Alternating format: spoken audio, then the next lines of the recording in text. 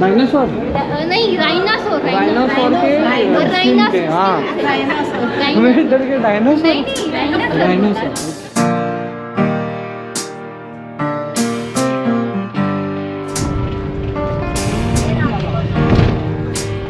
तो जो ट्रॅक होता ते लाहोरला जाणारी ट्रेन इथून गेली होती. समझौता एक्सप्रेस. हे पंजाब स्टेटचं वॉर म्युझियम आहे आणि इथे आपल्याला खूप एक्साइटिंग आणि धमाकेदार गोष्टी बघायला भेटणार आहे. आणि यांचं हे तिकीट काउंटर आहे. 100 रुपीज पर पर्सन असं आहे. मोबाईल कॅमेरा अलाउड आहे.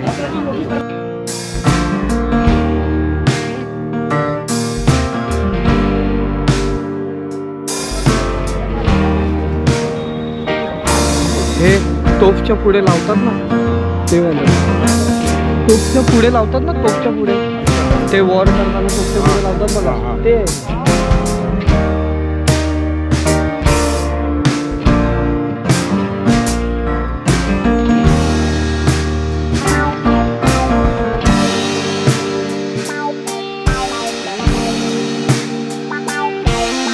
आता दुनियातली सगळ्यात मोठी 45 मीटर एवढी मोठी तलवार आता तुम्हाला दाखवतो आम्ही.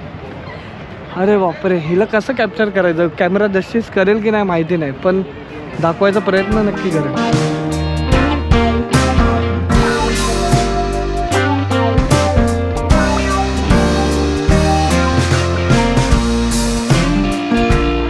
एवढी मोठी तलवार आहे आणि हा तलवारचा बेस आहे खालचा.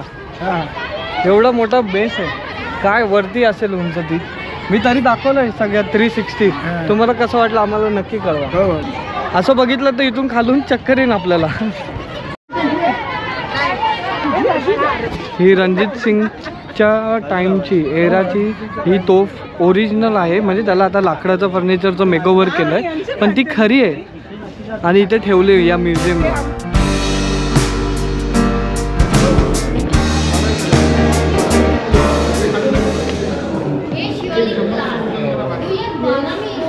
हे तेव्हाचे खरे ओरिजिनल वापरलेले वेपन आहेत. त्याच्याबद्दल ते इन्फॉर्मेशन देत आहेत आणि सगळं दाखवत आहेत. हे सगळे शिप जे आपण तेव्हाच वॉरच्या वेळीचे. अभी जो है सेलिब्रिटी है अपने ऊपर जो है बुलेट प्रूफ जो है जैकेट पहनते हैं अपने आप को गोली से प्रोटेक्ट करने के लिए. तब के ज़माने में जब मुगल होया करते थे ये जो है जंग में पहनकर जाया करते थे, एक आगे और एक पीछे. एक सिख तैयार होकर कैसे जाते हैं ये इसको बोलते हैं चेन मेल. मतलब घोड़े के ऊपर जब बैठते थे ठीक है. ये सारी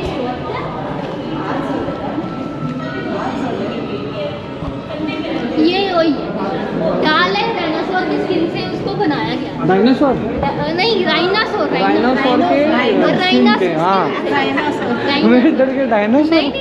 डायनासोर इसको बोलते हैं खंडा. ये 3 वेपन से मिलकर बना हुआ है. इसके साइड पे जो है 1 सिंगल एज स्वॉर्ड है और बीच में जो है डबल एज स्वॉर्ड है और बीच में इसके चक्कर है. ये सिख रिलीजन का सिंबल है. तो ये हेल्मेट है जब मतलब वर्ल्ड वॉर मध्ये जे मेडल भेटलेले ते त्याचं हे डमी आहे ना. डमी है. एक बोनेट है. जब बुलेट की जो है गन जो गोलियां जो है ख़त्म हो जाया करती थी तब इनको जो है बुलेट अंदर लगाकर पिस्टल के इसको किल किया जाता था एनिमी को. आता आम्ही दुसरीकडे चाललोय बिकॉज आता आमचं झालं इथलं आतलं. चांगलं होतं पण काळोख खूप करून ठेवला होता. 7D थिएटर आहे ना ते आपण बघायला जाणार आहे. जसं आपण अमृतसरला पाहिलं होतं तसंच एक्झॅक्टली.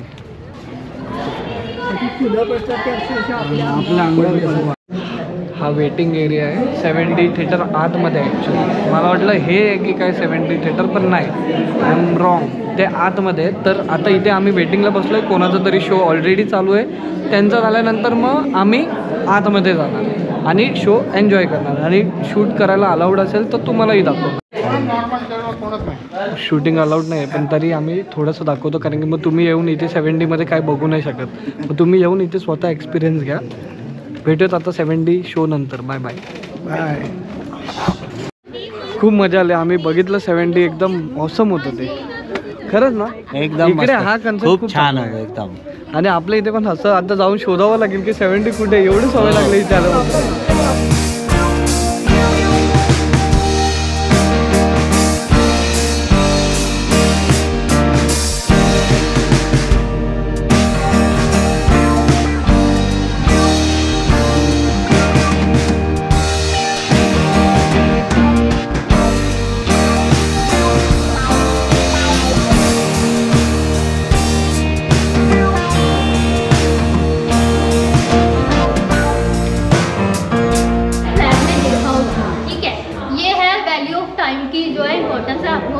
बताता है।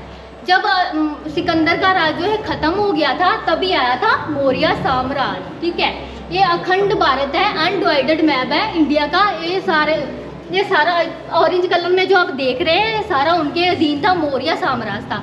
ठीक है, तभी इनकी जो है कैपिटल थी पाटलिपुत्रा, जो अभी पटना में है। ठीक है, उसके बाद जो है ये साम्राज्य जो है ख़त्म हो गया था।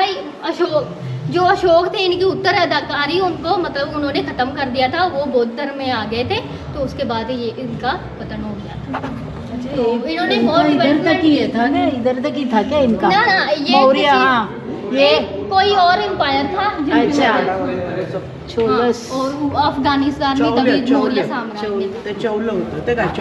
सो खूप मोठं आहे, 8 बिल्डिंगचं हे म्युझियम आहे आणि भरपूर इन्फॉर्मेशन आहे इथे.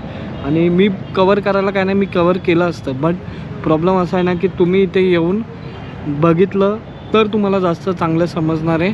गाईड इन्फॉर्मेशन देणार इकडे तर तुम्हाला अजून चांगलं गाईड केलं तर अजून बेटर आहे. आणि 100 रुपीज तिकीटच आहे ओनली. सो हा ब्लॉग तुम्हाला कसा वाटला? इन्फॉर्मेटिव्ह होता आणि खूप चांगलं वाटलं मला इथे येऊन ॲक्च्युली. सो भेटत आपण असंच नेक्स्ट ब्लॉगमध्ये. तोपर्यंत tata, bye bye, take care, do whatever you want my lovely friends. Bye bye.